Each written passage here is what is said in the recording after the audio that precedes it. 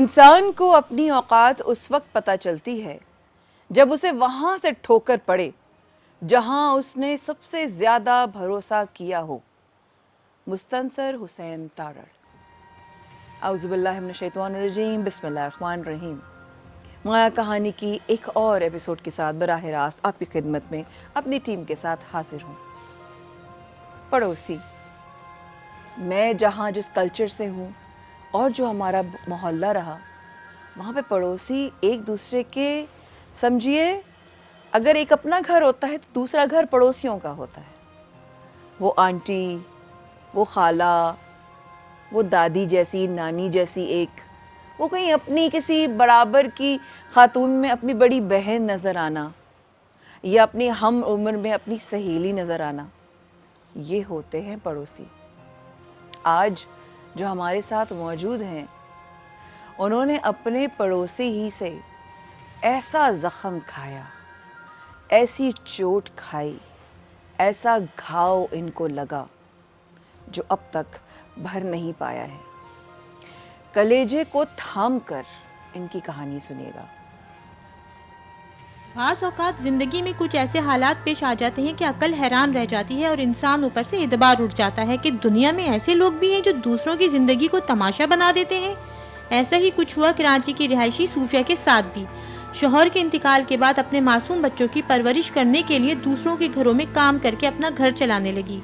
एक दिन पड़ोस में रहने वाली खातून ने इनको अपने घर काम के बहाने बुलाया। उसके बेटे ने इसका रेप करके वीडियो बना ली और ब्लैकमेल करने लगा। जो ये कमाती वो उससे ले जाता और हर तरीके से तंग करता। मजबूर होकर सूफिया ने पुलिस की मदद चाहिए मगर सब लाहासिल। आज माया कहानी में ये अपनी दास्तान लाई है ताकि इनकी फरियाद सुनी जा सके। मुझे नहीं समझ आ रहा कि मैं आज सोफिया की कहानी कैसे पूछूंगी, कैसे उनकी बात सुनूंगी। लेकिन आज वो इतनी हिम्मत कर कर अगर वो आ गई हैं तो मेरा तो काम बहुत आसान है। मुझे सिर्फ उनसे पूछना है, सवाल करना है कि किस अज़ियत में ये जी रही हैं, किस हिम्मत से आ गई, क्या ऐसी चीज़ थी, क्या ऐसी सोच थी कि सोफिया यहाँ आकर पूरी दुनिया के सामने अपनी वो बात बता रही हैं जो लोग कहते हैं नहीं छुपा जाओ, नहीं बताना, नहीं किसी को पता ना चल जाए। और ये खातून हिम्मत करके दुनिया के सामने मेरे सामने आकर बैठी हैं। बहुत खुलूस और एहतराम से इनको सलाम करती हूँ। अस्सलाम वालेकुम सोफिया। सोफिया, सबसे पहले तो बहुत शुक्रिया कि आप आई जी, क्योंकि आप जो बताने आई हैं जी, वो आसान नहीं है। जी, आसान नहीं है। नहीं आसान। बस मैं तो अपनी हिम्मत करके आ गई हूँ। आ गई। जी 4 साल पहले आपके साथ ये वाक़या पेश आया। जी 4 साल पहले मेरे साथ ये वाक़या पेश हुआ। कहाँ रहती थी आप उस वक्त 4 साल पहले? कयूमाबाद में। कयूमाबाद में। जी कयूमाबाद में उस जगह पर रहते हुए आपको कितना टाइम हो गया था? 15-16 साल हो गए। 15-16 साल हो गए थे उस जगह पर। जी और वो जो पड़ोसन थी जिसने आपकी ज़िंदगी में क़यामत जो लेकर आई जी और लाने की वजह बनी, जी वो पड़ोसन कितनी पुरानी थी? वो तो 4 साल से आई थी। वो 4 साल से आई थी। जी उसके घर बाहर था? जी उसका भी घर था। घर था, मतलब बच्चे थे उसके? जी बच्चे? मियाँ? मियाँ नहीं है उनका। मियाँ नहीं है, नहीं। सिर्फ बच्चे हैं। लड़के हैं, लड़कियाँ हैं, क्या है? बट उसके बेटियाँ भी हैं, बेटे भी 2 बेटे हैं। अच्छा। बेटियाँ उनकी शादीशुदा हैं। अच्छा, बेटियाँ घर में नहीं रहती? नहीं रहती। आप शादीशुदा थी, आपके शौहर? मेरा शौहर फौत हो गए। इन्ना लिल्लाहि व इन्ना इलैहि राजिऊन। आप अपने शौहर के साथ, अपने बच्चों के साथ, कितने बच्चे हैं आपके? मेरे 3 बच्चे हैं। 3 बच्चे हैं। बेटा बेटी? तीनों बेटे हैं। तीनों बेटे हैं। जी जिस दिन आपके साथ ये वाक़या पेश आया, आप घरों में काम करती हैं सोफिया? जी। घरों में सफाई का काम जी, करती हैं, जी, झाड़ू घर- पोछे का काम जी। करती हैं? अच्छा, शुरू से आप यही काम करती हैं? जी अच्छा, जो आपकी पड़ोसन है वो क्या करती हैं? वो घर में होती है। वो घर में रहती हैं। उनके बच्चे काम करते हैं? जी अच्छा, उस दिन क्या दिन था? संडे का दिन था। संडे का दिन था, तो आपकी तो छुट्टी होगी उस दिन। जी आप काम पे नहीं गई होंगी? नहीं गई मैं काम। तो वो आपकी पड़ोसन थी, उन्होंने आपको आवाज़ दी जी किसी काम से? काम से। क्या काम था वो? ये मेरे काम से मेरे घर पे आ जाए। जैसे एक माँ बनी हुई थी, माँ जो थी मैंने भरोसा किया उसके ऊपर। तो आपको बेटी बनाया हुआ था? बेटी उन्होंने? बनाया और हुआ। किसी को बेटी बनाया हुआ था? वो सबको बनाती है, जो आ जाती है उनको बेटी बेटी करती है। वो बहुत एक औरत वो है, जैसे एक खुल लिबास के बोले, सुन रहे हैं सब। जैसे एक लिबासनी औरतें होती हैं वो है। जो आ जाए, तुम भी आ जाओ, तो वो कहेगी मेरी बेटी हो तुम, ऐसी मीठी बन जाएगी जो दुनिया में कोई नहीं मीठा, तुम मेरी बेटी हो। तो 4 साल से आपको भी बेटी बनाया हुआ है। बेटी बनाया हुआ। क्या कहकर बुलाया? घर के काम करने, ऐसे झाड़ू पोछा करने जी, के लिए जी, बुलाया? जी। आप गई? जी, मैं क्या उसके हुआ घर उससे? तो अंदर में गई तो उसका बेटे के हाथ में पिस्टल था, बेटे के हाथ में पिस्टल बेटे था। के हाथ में। उसने दरवाज़ा बंद कर दिया, मैं तो एकदम डर गई। सही बात है, एकदम आप अंदर जाओगे एकदम से कोई बंदूक रख देगा। डर गई, जो मेरे को जान से मार रहे हैं, मेरे को क्या कर रहे हैं, मैं तो एक दहल गई एकदम। फिर नहीं पता चला, भी मेरे जहन में कोई बात नहीं आ रही थी, भी मैं क्या करूं। आपने पड़ोसन जो थी, जो माँ बनी थी, उसको देखा आपने? वो कहाँ थी उस वक्त? वो तो दरवाज़ा बंद करके बाहर बैठी थी। उसने दरवाजा बंद करके बाहर बैठ गई? बाहर जाके बैठ गई वो। दरवाजा नहीं खुलवाना? नहीं, मैंने वो दरवाज़ा पीटा, वो दरवाज़ा उसका कमरे का बंद था, वो दूसरा बंद, वो तो दूसरा भी बंद कर देती है। मैं दरवाज़ा नहीं, 3 आदमी थे, कैसे पीट सकती दरवाज़ा? मेरे तो उसमें जहन में कोई चीज़ नहीं आई, मैं क्या करूं। फिर क्या हुआ? फिर उसके बेटे ने मेरे साथ ज्यादती की, दामाद उसके मेरे वीडियो गन बनाए, आपके ऊपर रखी हुई? मेरे ऊपर की। मैं कहती हूँ जो मेरे साथ जुल्म हुआ और किसी के साथ ना हो। उसके बेटे ने आपके साथ ज्यादती की? उसके बेटे ने मेरे साथ ज्यादती की। एक बेटे ने ज्यादती? जी जी, बड़े वाले ने? बड़े छोटे वाले ने। छोटे वाले ने? जी, क्या उम्र थी उसकी? उसकी 30 साल उम्र हो गई। आपसे छोटा था उम्र में? बहुत छोटा है। आप उसको 4 साल से देखती थी? जी आप तो किसी दफा मिली भी होंगी उससे? जी आपको वो अपने छोटे भाई की तरह लगता होगा? जी। क्या बुलाता था आपको वो पहले? मुझे यही कहता था, वो वीडियो बोलता था, मैं तुम्हारी वीडियो दिखा दूंगा अगर तुम किसी को बोलोगी तो। एक सेकंड, उन लोगों ने उसी वक्त वीडियो बनाई आपकी? उसी वक्त वीडियो बनाई। आप कितनी देर में वहां से निकली? मैं वहाँ से निकली 1 घंटे के बाद निकली। कैसे निकली? दरवाजा किसने खोला? बस वो दरवाज़ा उसकी माँ ने भी फिर खोला, दरवाज़ा खोल के वो बाहर चले गए। फिर उसने मुझे पानी वानी पिलाया, बिठाया, माँ हाँ मैं तुम्हारी ये हूँ वो हूँ। फिर उसने ये कहा उसके बेटे ने, अगर तुमने आवाज़ निकाली या किसी को बोला तो तुम्हें जीने लायक नहीं रखूँगा, तुम्हारे भाइयों को ये वीडियो दे दूंगा, तुम्हारे बेटियों को। ये माँ के सामने उसने ये बात कही? माँ के सामने की। जब वो माँ ने दरवाजा खोला और आपको बोला बेटी, वैसे लाना तो ऐसी औरत पर कि बेटी बोला पानी पिलाया, आपने उससे पूछा ये तूने मेरे साथ किया है? मैंने उससे पूछा, मैंने उसको बोला तुमने मेरे साथ ये क्या किया है? तुम मेरी माँ बनी हुई हो, तुम अपने सके बेटों के साथ ऐसे करोगी जैसा मेरे साथ किया है? पूछा आपने? मैंने उससे पूछा, तुम्हारे सकियां बेटियां 5 बेटियां हैं, तुम उनके साथ ऐसा करोगी? 5 बेटियों की माँ है वो औरत। हाँ, तुम ऐसा करोगी जैसे तुमने मेरे साथ किया है? मेरी तो ऐसे मेरी तो वो बनी पूरी मेरी वो जैसे मैंने उसको बोला तो वो मेरी रिकॉर्डिंग भरी हुई है। ये भी रिकॉर्ड किया उसने जब आप पूछ रहे थे कि यार तुम अपने बेटियों के साथ ऐसा करोगी? रिकॉर्ड ये भी रिकॉर्ड किया उसने बेटे ने? रिकॉर्ड किया हुआ ये भी। क्या नाम है उस बदबख्त का? इरशाद। उसकी तस्वीरें भी मैं लाई हूँ। आदमी की औरत की? आदमी की। आदमी का नाम इरशाद है? जी। और ये जो माँ बनी हुई थी उनका क्या नाम है? उसका नाम गुलाम फातिमा है।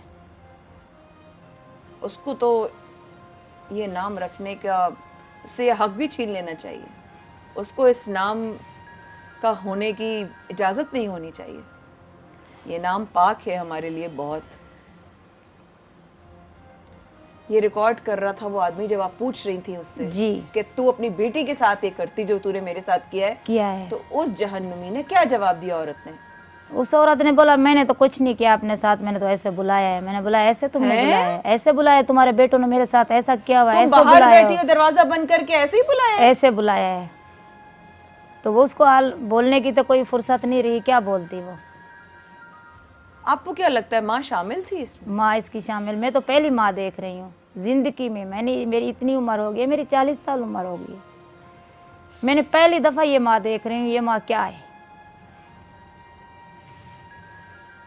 हमारी भी औलाद है, हमारे भाई भी हैं, हमारी भी माँ थी, हमारे रिश्तेदार भी हैं, सबको देखते हैं। ये पहली माँ देख रही हूँ। मुझे ये समझ नहीं आ रहा, आगे से कह रही है कि तुम मेरी बेटी हो, आगे से कह रही है कि मैं तुम्हारी माँ हूँ। उसको मालूम है पिछले 1 घंटे में आपके साथ हुआ क्या है? उसको ये पता था हुआ? सब मालूम है उसको, वो खुद तो ये करवाती है। ये आपको पता था, ये आपको आपके साथ होने के बाद पता चला है? जी, मेरे साथ होने के बाद पता चला है। जो औरतें ये बुलाती है यही करती है ये आपके साथ होने के बाद आप पर ये पर्दाफाश हुआ है जी जी कि ये और औरतों के साथ भी ये कर चुकी है? ये कर चुकी है। अब भी उसकी सकी वो जो अब आदमी है, अब भी सका कज़न है उसका।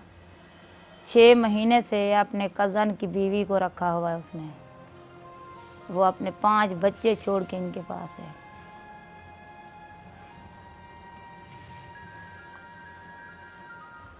बहुत अहम सवाल आ रहा है, हमारे साथ रहेगा।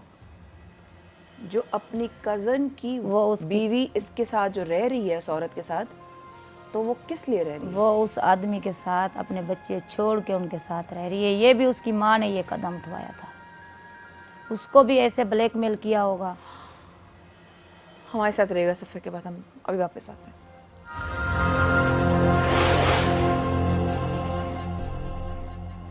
हमारे साथ रहने का एक बार फिर बहुत शुक्रिया। आप देख रहे हैं माया कहानी बराह रास्त न्यूज़ 1 पर। हमारे साथ सोफिया मौजूद हैं। सोफिया की कहानी को सुनते हैं, आगे इनके साथ क्या हुआ जब वो क़यामत इनके ऊपर गुजरी और वो औरत जो इनको माँ अपनी कहती थी और बेटी बनाया हुआ था, मुँह बोली। इंसान किस पे भरोसा करे?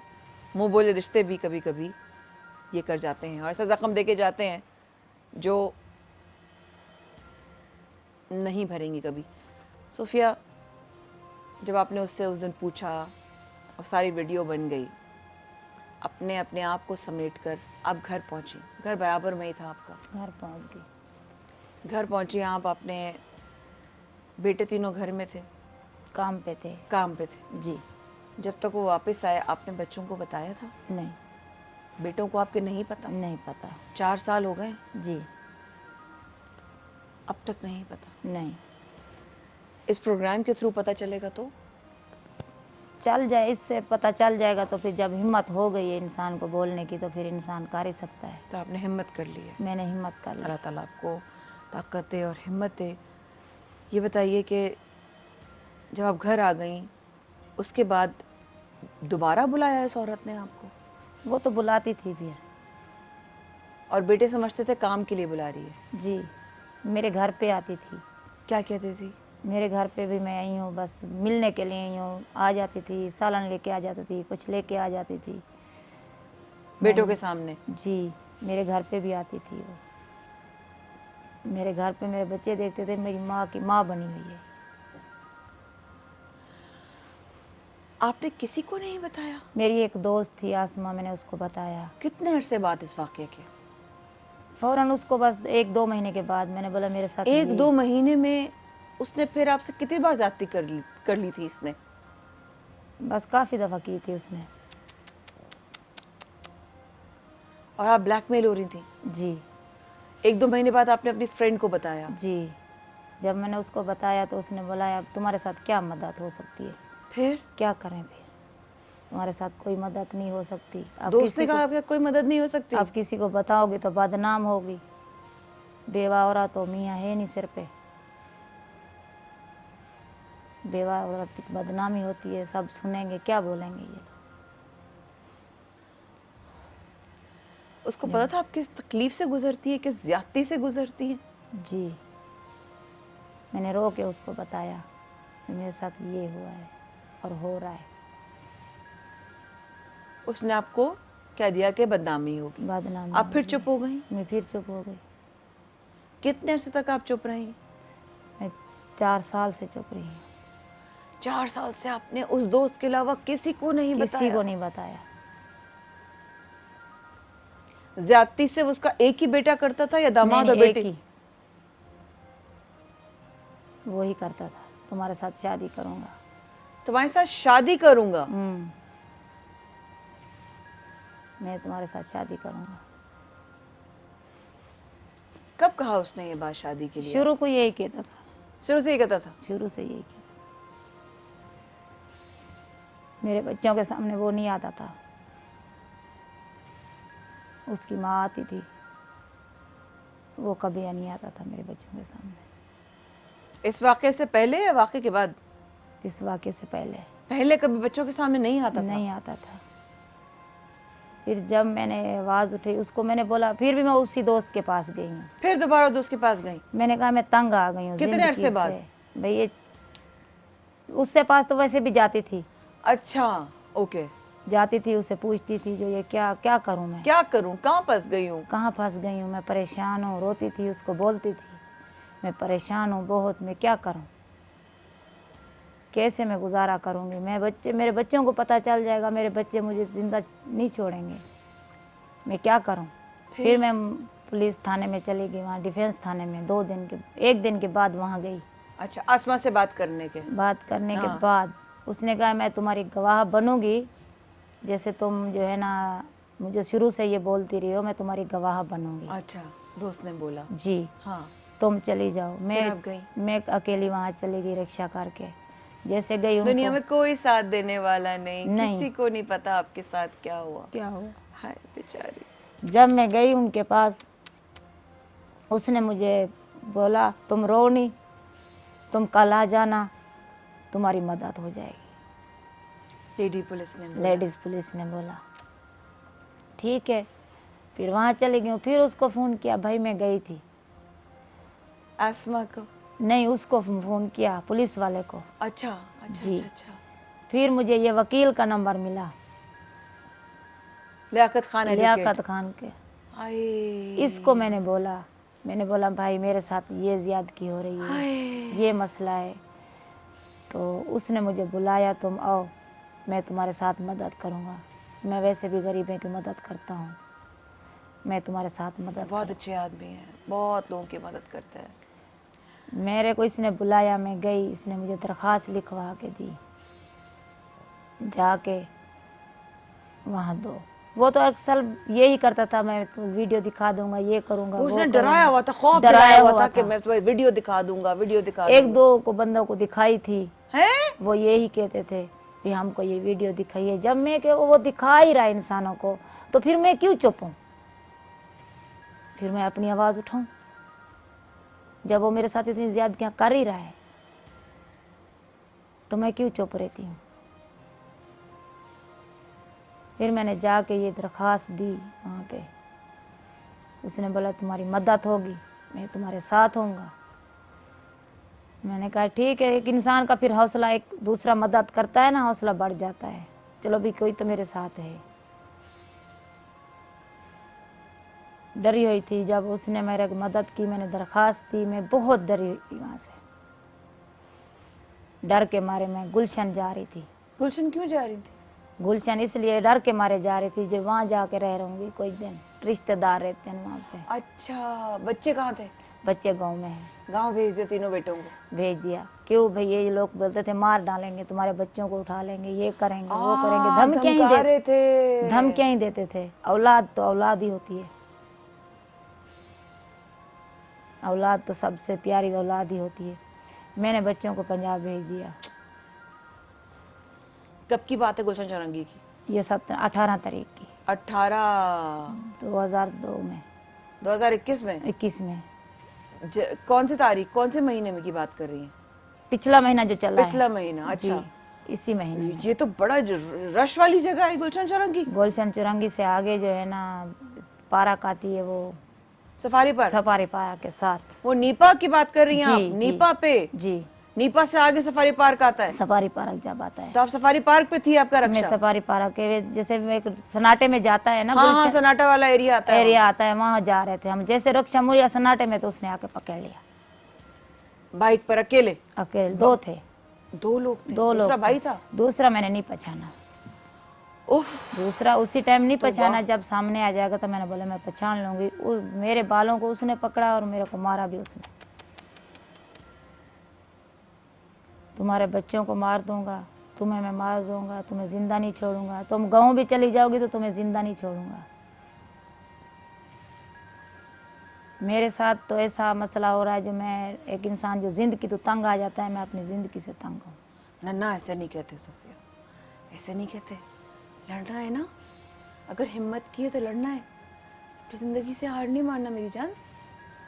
ऐसे नहीं, रोना है रो लो, दिल का करना है कर लो, चीखना है चिल्ला लो, लेकिन अगर हिम्मत कर ली है हिम्मत कैसे, हिम्मत कर लिए तो कोई साथ ही नहीं दे रहा।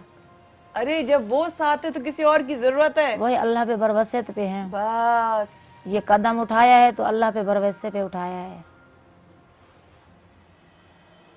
उसके अलावा कोई अपना नहीं है, उसके अलावा तुम्हारा दर्द रखने वाला कोई नहीं है, कोई नहीं है। उससे ज्यादा तुम्हारा दोस्त कोई नहीं है।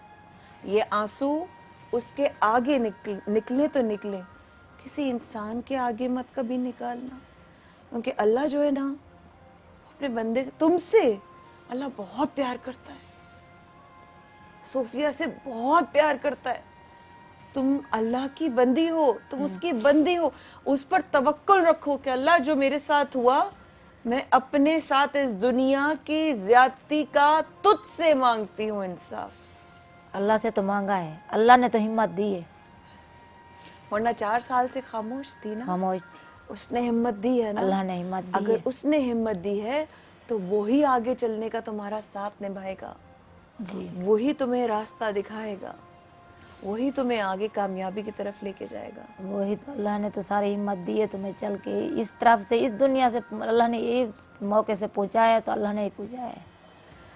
उस दिन सोफिया के साथ नीपा के आगे सफारी पार्क के एरिया में इस आदमी ने बालों से घसीटा, गन दिखाई कि मैं तुम्हें मार डालूंगा। ऐसा क्या था जो इसने उस सोफिया का पीछा किया और फिर सोफिया को बोला मैं मार डालूंगा? क्यों? क्या डर था इसको?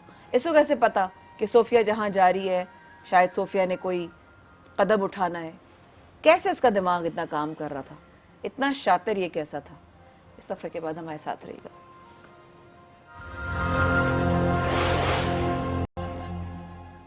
माया कहानी में एक बार फिर हमारे साथ रहने का बेहद शुक्रिया। कभी कभी कुछ ऐसे लोगों के आप बीती होती है कि मेरे पास खुद कोई सवाल, जैसे कहते हैं ना कि मैं क्या पूछूंगी, ऐसा लगेगा जैसे कि मैं उनके जख्म को कुरेद रही हूँ या उनके जख्म को ताज़ा कर रही हूँ। लेकिन जब प्रोग्राम का फॉर्मेट ऐसा है कि अपनी आप बीती आपको बतानी होती है, और जैसे कि सोफिया जो क़यामत से गुजर गई, 4 साल से उस क़यामत से गुजर रही हैं, उस इलाके में वो बाइक लेकर गन लेकर पहुंचा, इनके ऊपर हमला किया, उसके बाद वो क्यों उसने हमला किया, कौन सी ऐसी चीज़ें जो मैंने मिस कर दी हैं। मेरे साथ मेरे बहुत ही मोहतरम और इनके वकील एडवोकेट लियाकत खान। अस्सलाम वालेकुम। वालेकुम सलाम। लियाकत भाई बहुत शुक्रिया। सबसे पहले शुक्रिया प्रोग्राम में इसलिए नहीं कहूँगी आने का क्योंकि आपका अपना प्रोग्राम। जी बहुत शुक्रिया। आप हमेशा मैं देखता हूँ कि मजलूम लोगों की आवाज़ उठाती हैं आप अपने प्रोग्राम के तवज्जुह से। हम शुक्रगुजार हैं आपके कि आप गरीबों के लिए आवाज़ उठाती हैं और लोग आपके लिए दुआएं करते हैं। उन्होंने कि आपने आज से नहीं, आप सालों से साथ निभा रहे हैं और आप देख रहे हैं कि लियाकत भाई चाहे मैं रहूं नहीं रहूं लेकिन ये लड़ते रहे। सोफी मुझे लग रहा है पत्थर बन चुकी है अब इस वक्त ना, लेकिन जब उसको ज़रा सा याद आता है ना, वो ज़ख्म जैसे करीब पहुंचने लगती है ना, तो उसकी आंखों से ना वो दर्द झलकने लगता है, फिर खामोश हो जाती है, फिर झलकने लगता है, फिर खामोश हो जाती है।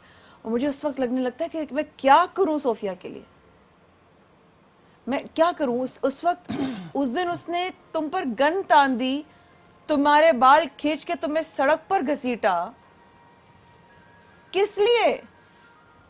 इस्तेमाल कर रहा था, अपनी हवस पूरी कर रहा था, अपनी अपनी अपनी शैतानियत को तारी करके सारे तो वो काम कर रहा था, सारे गुनाह तो कर रहा था। तुम्हें इस तरह घसीटा क्यों सड़क पर उसने? भाई वो दरखास्त अपनी उठा लो, दरखास्त दी थी मैंने। तुमने उससे पहले दरखास्त डाल दी थी? जी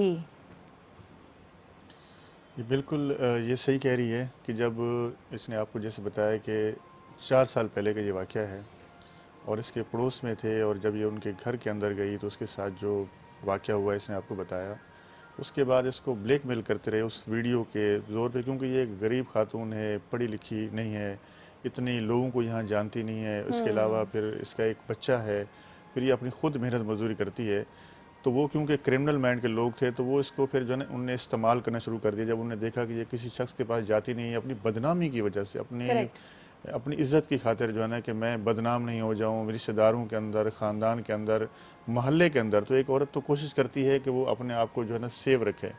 ये समझती रही कि ये मामला आज ख़त्म हो जाएगा, कल ख़त्म हो जाएगा, लेकिन जब ये 4 साल तक ये सिलसिला चलता रहा तो आखिर किसी चीज़ की हद होती है, तो ये खातून जो है फिर रुक गई। इसने फिर जो है ना हिम्मत पकड़ी, इसके अंदर एक हिम्मत आई कि मैं किस तरीके से जो है ना, अब तक तो मैं खामोश रही हूँ, जो मैंने कमाया, जो मैंने मेहनत की, अपने आप को बचाने की कोशिश की, बच्चों को बचाने की कोशिश की, तो साफ ज़ाहिर इंसान के पास जब पैसा नहीं होता, उसके बाद फिर इसने कानून का सहारा लिया और रिटर्न में जाके इसने एक जगह नहीं 3-3 4-4 जगहों को एप्लीकेशन दी।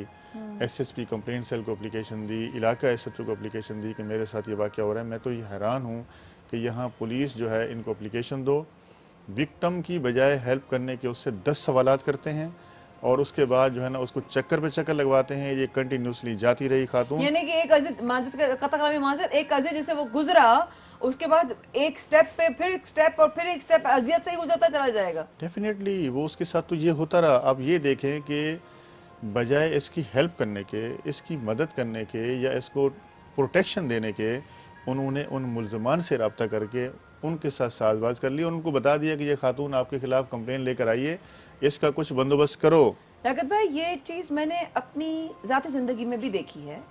मैं इस बात से बहुत तरीके से वाकिफ़ हूँ कि ये होता है। इनके केस में ये हुआ, आपके सामने कोई सबूत आया, कोई गवाह आया कि उनको कैसे पता चल गया इसने रिपोर्ट? मेरा अगला सवाल यही था कि उनको कैसे पता चल गया कि इसने रिपोर्ट की है। जी देखिए, मैं आपको ये बताऊँ, जो क्रिमिनल्स होते हैं ना, जो क्रिमिनल होते हैं, उन क्रिमिनल्स के लोगों के साथ ताल्लुक़ होता है, वो पुलिस के साथ भी ताल्लुक़ होता है, वो वकील के साथ भी ताल्लुक़ रखते हैं, वो इलाके के जो मुखबिर होते हैं, जो क्राइम करने वाले लोग होते हैं, उनके ग्रुप्स बने होते हैं। उसके अंदर वो हर तरह के जो है ना जुर्म कर रहे होते हैं, वो शराब पी रहे होते हैं, हर गलत एक्टिविटी के अंदर वो इन्वॉल्व होते हैं, वो चर्च पीते हैं। उनके ज़राए ऐसे होते हैं कि आम आदमी सोच भी नहीं सकता कि उनके पास ये इन्फॉर्मेशन कहाँ से मिलती है।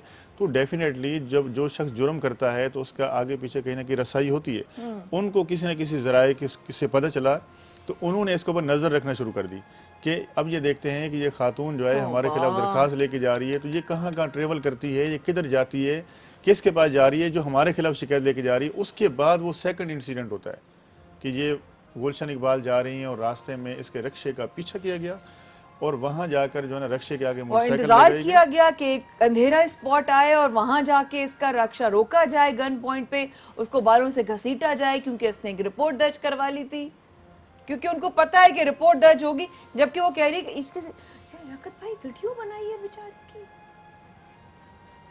वीडियो देखिए, वीडियो तो उनके पास है जो ना, अब वीडियो भी इंशाल्लाह रिकवर होगी। देखिए, अब हम कानूनी कार्रवाई हमने की, लेकिन वहाँ से भी देखें इनको मायूसी हुई। अब एक इंसिडेंट होता है, एक खातून रक्षा ड्राइवर, देखें इसका रिश्तेदार नहीं है, उस रक्षा ड्राइवर ने जाकर स्टेटमेंट दिया पुलिस को, इन्होंने जाकर उस वाक़े के मुतालिक बताया, उसकी एफआईआर दर्ज होती है। जो तफ्तीशी अफसर जो इसको एक विक्टिम के साथ होता है, एक मजलूम के साथ होता है, उसका इंसाफ दिलाता है कि उसके साथ उसके गवाहों की एविडेंस लेता है, उस मुलजिम को कैफर किरदार तक पहुँचाता है।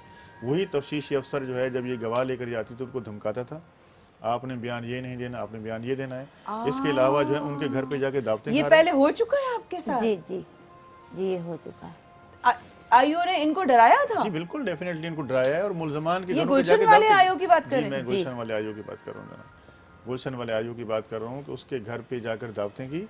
ना सिर्फ कि उसकी दरख्वास्त जमानत जब लगी, उसके ऊपर भी मुदैया को इंटीमेट नहीं किया कि मुलजिम की दरख्वास्त जमानत लगी हुई है, आप वहाँ जाके अपने वकील के साथ पेश हो जाएं, क्योंकि अदालत हर केस के अंदर जो है ना मुद्दई को कॉल करती है, उसको इंटीमेट करती है। लेकिन जब उसको कहा गया कि आप कंप्लेनेंट को लेकर आएँ, तो उन्होंने क्या किया कि जी हमारा उससे रब्ता नहीं हुआ, हमने उसका रब्ता करने की कोशिश की तो हमें मिली नहीं, उससे बात नहीं हुई।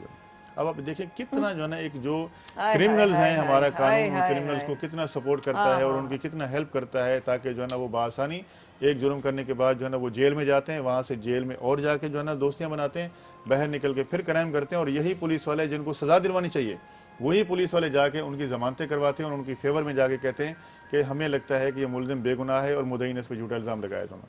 सोफिया जी मैंने कहा ना, अल्लाह के आगे रहना, जी, ये सारे आंसू अल्लाह से मांगना।